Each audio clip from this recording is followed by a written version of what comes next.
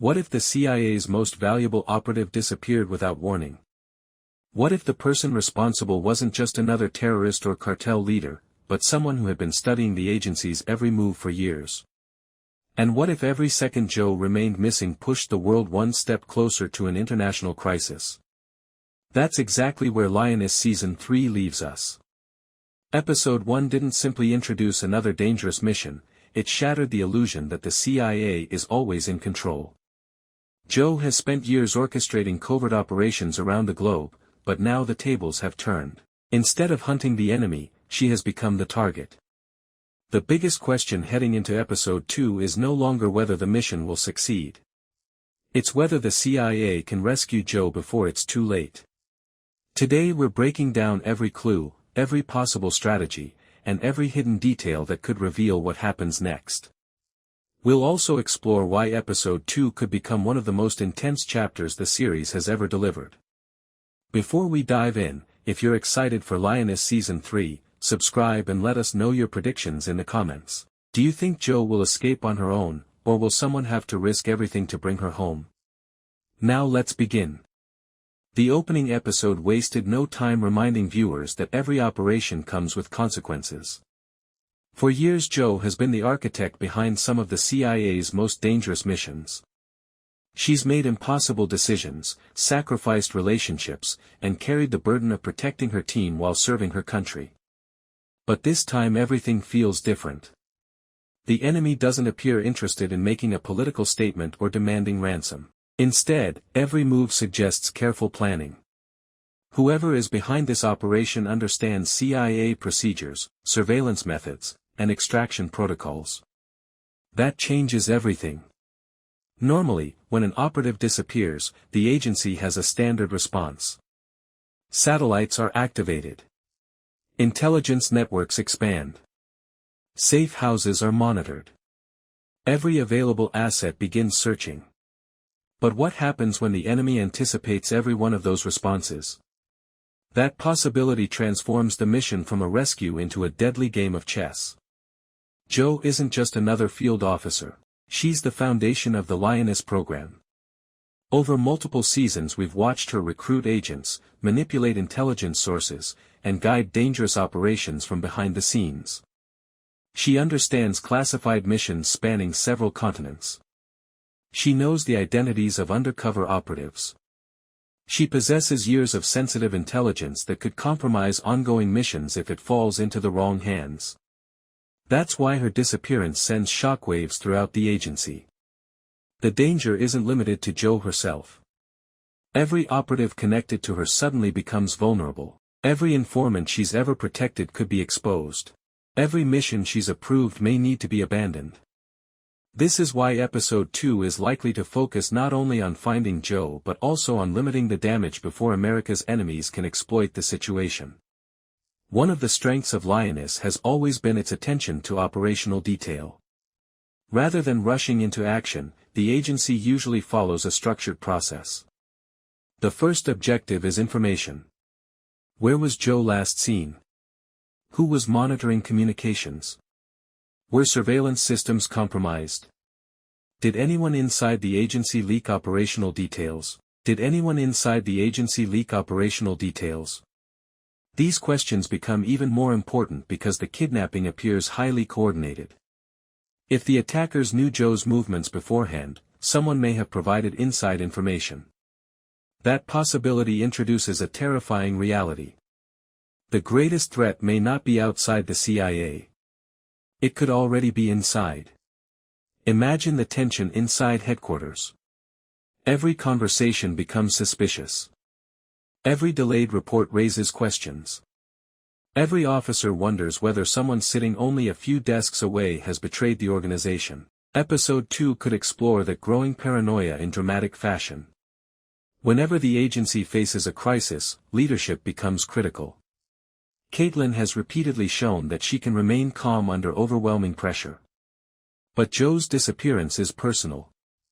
She understands Joe better than almost anyone. She knows how Joe thinks. She knows the risks Joe would willingly take. That knowledge may become the CIA's greatest advantage. Instead of assuming Joe is waiting for rescue, Kaitlyn may begin predicting Joe's decisions. Would Joe attempt escape? Would she leave coded messages? Would she intentionally mislead her captors? Every possibility must be considered. One fascinating theory is that Joe expected something like this to happen. Experienced operatives often prepare contingency plans.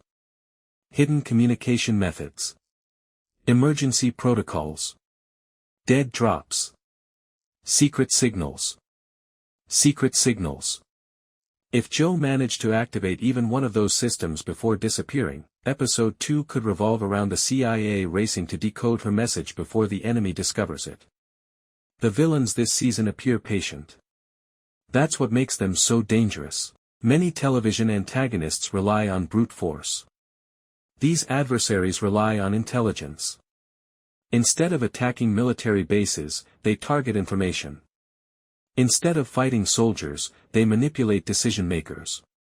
Kidnapping Joe achieves several objectives simultaneously. First, it weakens CIA morale. Second, it creates political pressure. Third, it forces the agency to reveal resources they would normally keep hidden. Every rescue attempt exposes intelligence networks. Every emergency meeting creates opportunities for surveillance. Every communication increases the chance of interception. In other words, the kidnappers may be counting on the CIA. If that's true, the rescue mission itself could become another trap. No discussion of Episode 2 would be complete without talking about Cruz. She has grown tremendously since joining the Lioness program. At first she relied heavily on Joe's leadership. Now she's capable of making difficult decisions on her own. Joe's disappearance places enormous responsibility on her shoulders. Should she obey headquarters? Should she launch her own search? Or should she trust that Joe has a plan? These questions create emotional conflict. Cruz isn't simply losing a commander. She's losing the mentor who transformed her life. That emotional connection could push her toward dangerous choices. Sometimes the biggest threat isn't the enemy. It's making decisions driven by emotion instead of strategy. And that's exactly the kind of dilemma Lioness excels at portraying. Every hour Joe remains missing increases the stakes. The CIA understands that prolonged captivity dramatically reduces the chances of a clean extraction. Meanwhile, the enemy gains more opportunities to relocate, reinforce security, and prepare for any rescue attempt. This creates the ticking clock that is likely to define Episode 2. The agency cannot afford to rush blindly. But it also cannot afford to wait. Finding the perfect balance between speed and caution may determine whether Joe survives. And if the CIA miscalculates even once, the consequences could extend far beyond a single operation. Because in the world of Lioness, one failed mission rarely stays contained. It often becomes the spark that ignites an even larger conflict. If there's one thing we've learned from Lioness, it's that the CIA never accepts losing one of its own without a fight. But rescuing Joe won't be as simple as sending in a special forces team or launching a drone strike. Every move the agency makes could be exactly what the enemy expects. Episode 2 is shaping up to be a battle of intelligence rather than brute force, and that's what makes it so dangerous. Let's explore how the CIA might respond, and why even the best rescue plan could fail. Back at headquarters, panic is something no one can afford. Senior officials gather inside the Situation Room, where every available piece of intelligence is projected across giant screens.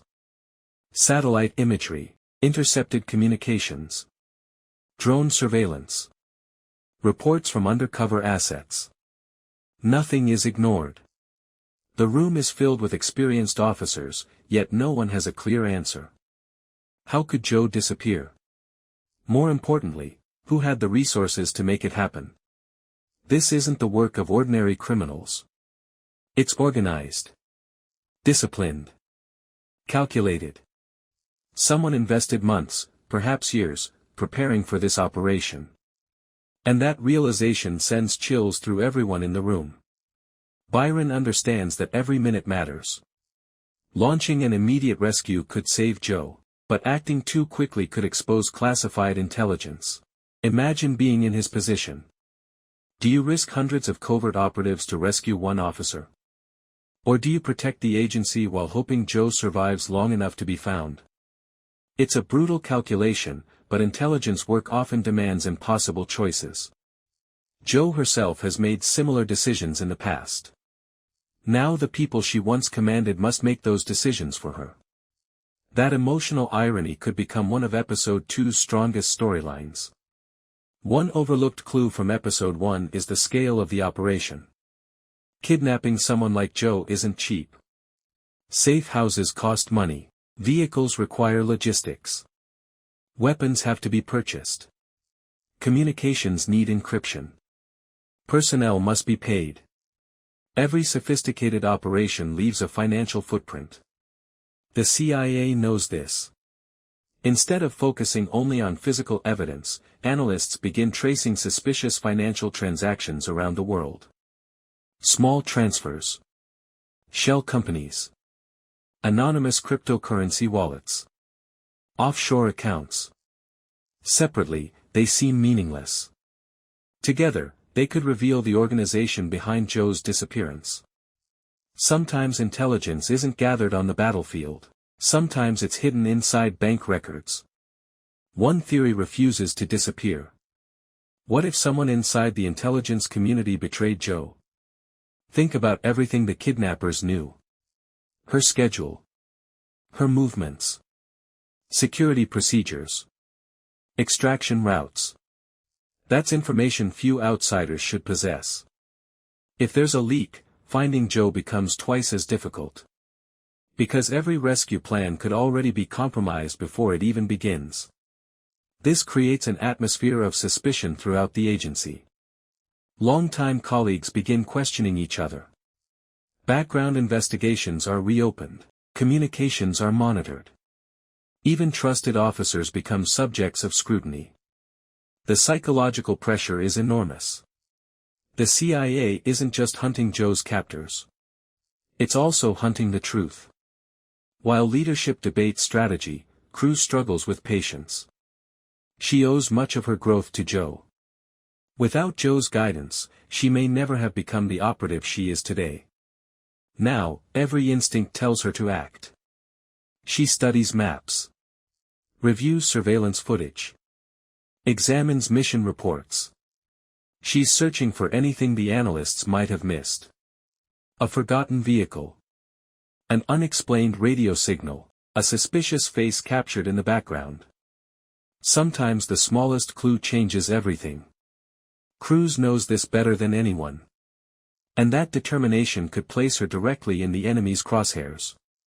If Joe is alive, and there's every reason to believe she is, she won't be waiting helplessly. She spent years training for situations exactly like this. Escape and evasion. Psychological resistance. Observation. Improvisation. Even in captivity, Joe is likely gathering information. How many guards are present? Who gives the orders? What language are they speaking? What weapons are they carrying? How often do they change shifts? Where are the exits? These details could become invaluable if she finds an opportunity to escape, or if rescuers arrive. One of Joe's greatest strengths has always been her ability to stay calm under pressure. That skill may now become her greatest weapon. Here's one of the most fascinating possibilities. What if Joe intentionally left clues behind before she disappeared? Not obvious clues. Subtle ones. Something only her closest teammates would recognize. Perhaps a phrase repeated during an earlier mission. A coded expression. An unusual choice of words. A seemingly insignificant object left in plain sight. Throughout intelligence history, operatives have relied on covert communication methods that appear meaningless to everyone else. Episode 2 could reveal that Joe anticipated this possibility long before the mission began. If so, the race won't simply be about finding Joe. It will be about understanding the message she already left behind. The kidnappers know the CIA will respond. That means they're already preparing for Phase 2. Perhaps they relocate Joe. Perhaps they release misleading intelligence. Perhaps they leak false information to the media. Every option forces the agency to divide its attention. This is classic strategic deception. Instead of fighting your opponent directly, you force them to waste time chasing distractions. The more uncertainty you create, the stronger your position becomes. It's entirely possible that the rescue mission we expect in episode 2 isn't the real objective at all. The enemy may be setting a much larger trap. One aspect Lioness never ignores is the human cost of intelligence work. Joe has always balanced two identities. Elite operative. Mother. Friend. Leader. Her disappearance doesn't affect only the CIA. It affects everyone who loves her. Those emotional consequences remind viewers that intelligence officers aren't machines. Behind every classified mission is a family waiting for someone to come home. That emotional tension could make episode 2 one of the series' most powerful installments. Eventually, the CIA reaches a difficult conclusion. Waiting is no longer an option. A rescue mission must begin. But it won't resemble a traditional military assault. Instead, expect layers of deception. False intelligence. Diversionary operations. Cyber warfare. Electronic surveillance. Covert infiltration. Rather than attacking from one direction, the agency may strike from several at once, overwhelming the kidnappers before they understand what's happening. Of course, plans rarely survive first contact with the enemy.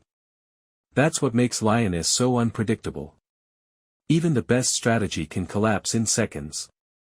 As episode 2 unfolds, one truth becomes impossible to ignore. The CIA isn't simply trying to save Joe. It's fighting to preserve years of classified operations.